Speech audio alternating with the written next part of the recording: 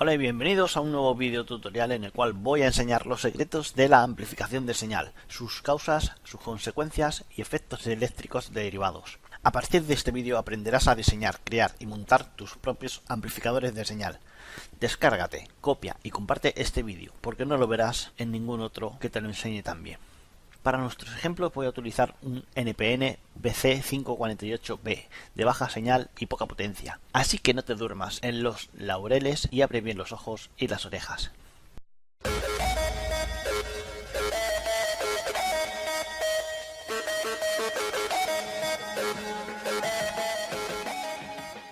El transistor BC548B es un transistor bipolar de alta calidad, es decir, entre sus características podemos destacar su bajo nivel de ruido para señales débiles, lo que lo hace ideal para equipos de alta fidelidad. Soportan corrientes de salida de hasta 100 mA con tensiones máximas de alimentación de 30 voltios y ofrece una salida máxima de potencia de 625 mV. En cuanto a la ganancia, esta oscila entre 200 y 450 y la frecuencia de corte es muy elevada, entre los 150 MHz y los 300 MHz. Un transistor bipolar se comporta como un amplificador de corriente, es decir, suministra una corriente de salida proporcional a su entrada. Mientras tanto, un transistor de efecto de campo realiza una amplificación por transconductancia, es decir, la intensidad de salida depende de la tensión de entrada. En este vídeo solo estudiaremos los transistores bipolares y por tanto el amplificador de corriente en su configuración básica de emisor común. Si esto te suena chino, repasa el curso de electrónica de mi web o visita el vídeo que te muestro en marcadores. El circuito con el que vamos a trastear lo puedes ver en pantalla. Es un circuito básico en emisor común que trabaja en clase A. Es un circuito con polarización por división de tensión. Este circuito es capaz de compensar la subida de intensidad por efecto de la temperatura, ya que cuando mayor sea la corriente que circula por el colector, menor será la corriente que circula por la base, porque en la resistencia del emisor caerá más tensión. De esa manera se compensa el aumento de corriente por efecto de la temperatura. Las resistencias R1 y R2 proporcionan el nivel adecuado de tensión en la base del transistor. Para determinar el valor de la tensión podemos establecer el Thevenin equivalente entre la base del transistor y masa. Así, desconectamos la base del transistor y mantenemos la alimentación de la fuente de tensión. Obtenemos un circuito como el siguiente, del cual deducimos la resistencia base como el paralelo de ambas resistencias y la tensión Thevenin que se aplica a la base. Así que sustituyendo el valor de la resistencia y la tensión y conectándola a la base del transistor, obtenemos el circuito equivalente siguiente. De este circuito deducimos que la tensión de la base es igual a la suma de las caídas de tensiones en la resistencia de base más la caída de tensión en la resistencia emisor y la caída de tensión en el diodo emisor. Y como la caída de tensión en la resistencia base siempre será inferior a la tensión de base y la corriente colector por defecto es similar a la corriente de emisor, podemos establecer que la corriente de colector es igual a la diferencia de tensión entre la tensión de base y la tensión del diodo emisor entre la resistencia de emisor. No te preocupes, es más fácil de lo que parece. Para el montaje del circuito utilizaré un par de resistencias de 10 kΩ y 15 kΩ en serie. Al conectarlas a una fuente de tensión de 9 voltios, la resistencia de 10K producirá la mayor caída de tensión, mientras que en la resistencia R2 se producirá una pequeña caída de tensión. Bien, voy a conectar las resistencias. Esta es la resistencia R1 de 10 kΩ. Y esta es la resistencia R2 de 15 kΩ. Bien, R1 directamente a positivo y R2 directamente a negativo. Vale, he utilizado también una fuente de alimentación de una pila de 9 voltios y la conecto. Muy bien, ya está conectada. Vamos a medir la tensión. Vale. Voy a medir la tensión, la caída de tensión en R1. Puedes ver que son 7,66 voltios. Y la caída de tensión en R2 1,13 voltios, que son valores muy aproximados a los calculados en la teoría.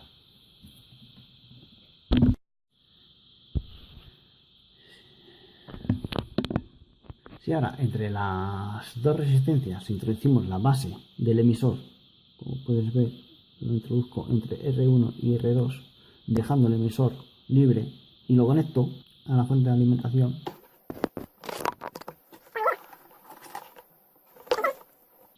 En R1 cae la misma tensión,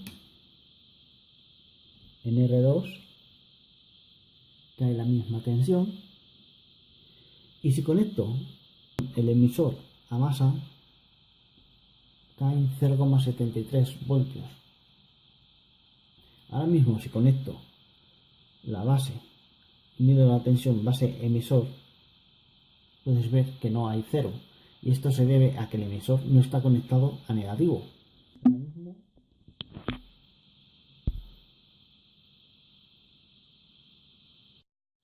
Vamos a insertar la resistencia de 1 kilo ohmio en el emisor. Lo conectamos al emisor y a masa directamente. Conecto de nuevo la alimentación y vas a observar un efecto curioso, es decir, que la resistencia R1 Ha aumentado la tensión. pero es que en la resistencia R2 la tensión no supera los 600 milivoltios, y ahora la tensión en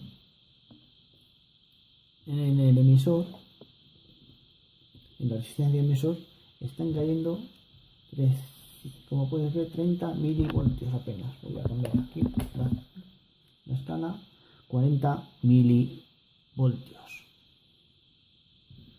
Sin embargo, en la tensión base emisor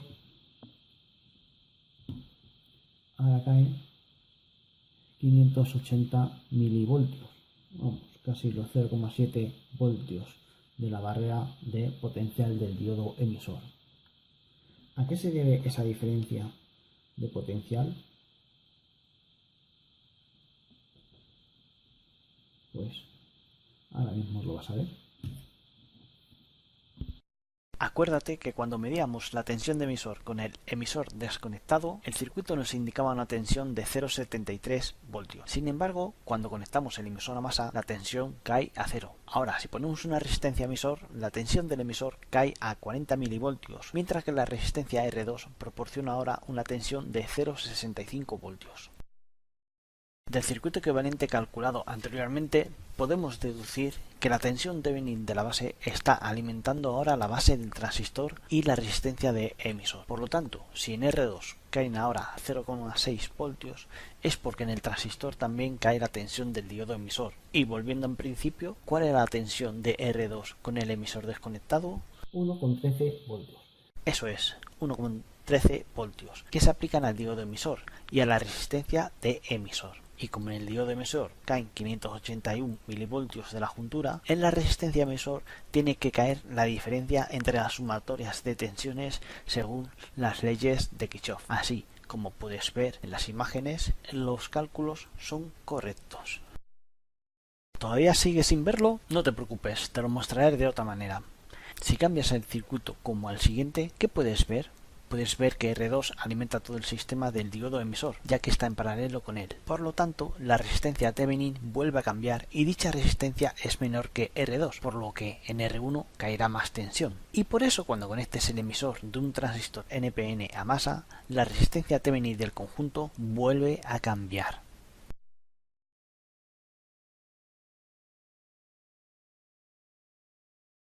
La estabilidad del punto de trabajo en continua, el punto Q, es mayor cuanto mayor sea la resistencia de emisor, RE, pero un valor muy elevado de la misma reduciría el valor de la corriente colector considerablemente y por tanto la amplitud de la señal a la salida del amplificador. Otro factor importante es la relación entre la resistencia Thevenin y la resistencia de emisor.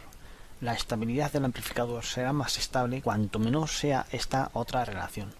Así que para limitar el consumo de energía en R1 y R2 se suele utilizar una RB de entre mínimo 5 veces el valor de RE y un máximo de 10 veces el valor de RE. Veamos si nuestro amplificador tiene estos valores en los límites que he establecido.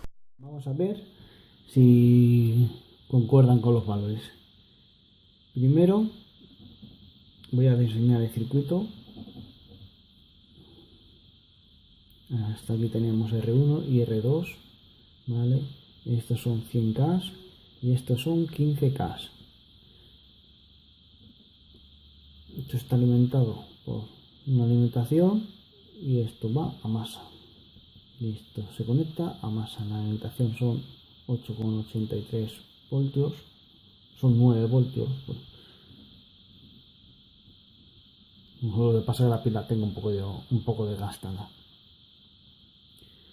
Bueno, primero para calcular la tensión Thevenin desconectamos la fuente, cortocircuitamos y la resistencia Thevenin de base es igual a la resistencia 1 por la resistencia 2 entre las sumas de las resistencias.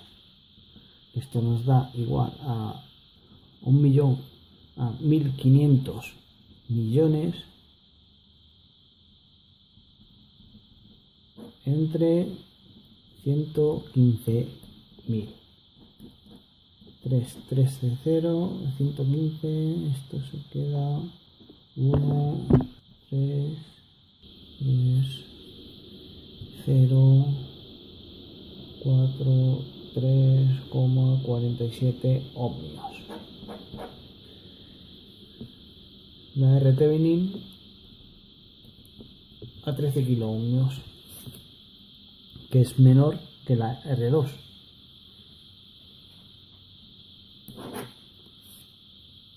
Vale, ahora tenemos que la RE es igual a 1 kiloohmio. Hemos dicho que RE debe de ser por lo menos 5 veces más grande que R Thevenin, como mínimo, y como máximo 10 veces más grande. Como podemos ver, aquí nos hemos pasado, es mucho más grande de 10 veces la RE, por lo tanto aquí nos hemos patinado. La otra norma era que la resistencia de colector fuese un 75% mayor que la resistencia de carga, o dicho de otro modo, que la resistencia de emisor sea el 25% de la resistencia de colector. El problema del circuito es que como la resistencia de emisor es demasiado grande respecto a la resistencia Thevenin, la intensidad de colector va a ser muy baja, del orden de microamperios. Por lo tanto, hay que volver a rediseñar por lo menos el divisor de tensión para que sea 10 veces más grande que RE y no 13 veces como está ahora. La solución más sencilla sería bajar la resistencia R2 a 10K para que el paralelo de ambas resistencias resultase menor que esta. Pero con unos niveles de tensión de base tan bajo, el diodo emisor no sería capaz de romper los dipolos y no existiría conducción por la base y el emisor, y por lo tanto el circuito estaría abierto. Así que ahora viene otra regla. Si no quieres que te falle el sistema, en un circuito amplificador clase A, la resistencia R1 no debe ser nunca superior al doble del valor de la resistencia R2. Por esa regla, ahora R1 vale 100K, lo que nos estamos pasando esta regla, pero por lo menos 7 veces. Para asegurar un funcionamiento correcto, deberíamos de bajar la resistencia de R1 a 30K. Y ahora sí tenemos una resultante RB 10 veces mayor que la resistencia de emisor. Por normalización voy a quitarla de 100K y voy a poner una resistencia de 33K, que la tengo. Esta va a ir a positivo y a la base del transistor. Vale. Vuelvo a alimentar y ahora mido la tensión en R1, 6,10 voltios. Mido la tensión en R2, 2,70 voltios. Es un valor mucho más holgado. Ahora introduzco la resistencia de emisor entre el emisor y base. Sí, no te vuelvas loco. Es que he utilizado otro transistor con otro encapsulado.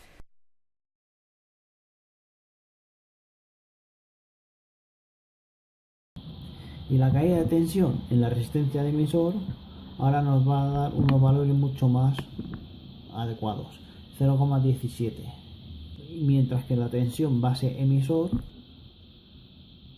nos va a dar la tensión aplicada al diodo emisor. ¿Qué ha pasado? Hemos aumentado la tensión de la fuente, pero ha disminuido la tensión de emisor. Si te has fijado bien, la tensión de base emisor se mantiene a sus valores normales de la juntura. Si te fijas bien, hasta ahora hemos utilizado únicamente el diodo emisor, sin utilizar en ningún momento el colector del transistor. Es como si hubiésemos sustituido al transistor por un diodo. El resultado de las lecturas es similar al medido hasta ahora. El efecto lo vamos a ver cuando insertemos la resistencia de colector. Como ya he dicho, la resistencia de colector tiene que ser un 75% más grande que la resistencia de emisor. Para eso voy a utilizar esta resistencia de 4K7, 4700 ohmios, ¿vale? Y que la voy a poner directamente al colector y a positivo. Y voy a alimentar y vamos a volver a medir todos los valores del transistor. Y verás cómo te llevas una sorpresa ahora.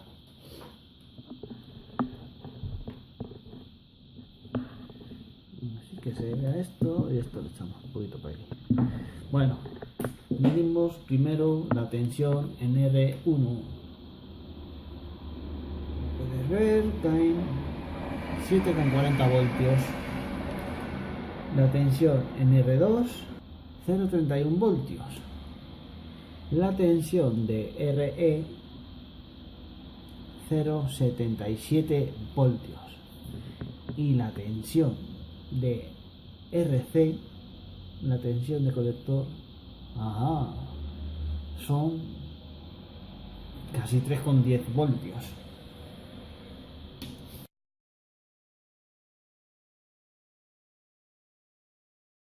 Ahora cuando medimos de nuevo con la resistencia de colector conectada, medimos la tensión de alimentación de R2, puedes ver que ya que hay una tensión de 1,38 voltios y la tensión base emisor es 0,60 voltios. Es decir, con esto podemos calcular la intensidad de colector, ya que la intensidad de colector es la diferencia de potencial, la resta de la tensión de base y la tensión base emisor dividido entre la resistencia de emisor. Es decir, 1,40 menos 1,060 entre 1 kilo ohmio. Y esto nos da un resultado. Bien, para medir la intensidad tengo que poner en serie con el tester la resistencia a medir. Esto voy a desconectar la resistencia del colector, la voy a poner aquí mismamente y voy a utilizar un cable jumper, que lo voy a conectar al colector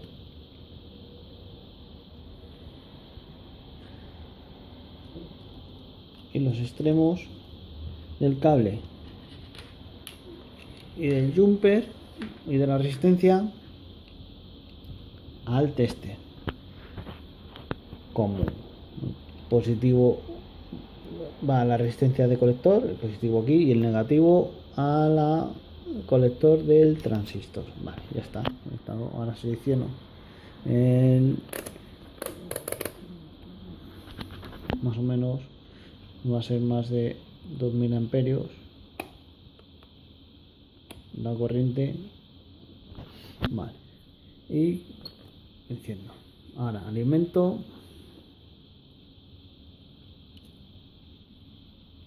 y como puedes ver tenemos una intensidad aproximada de corriente de colector de unos 669 microamperios.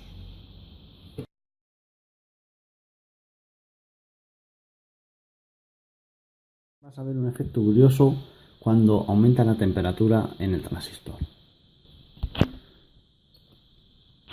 Vale, como puedes ver, tengo un mechero. Quiero que observes la intensidad cuando aumenta la temperatura.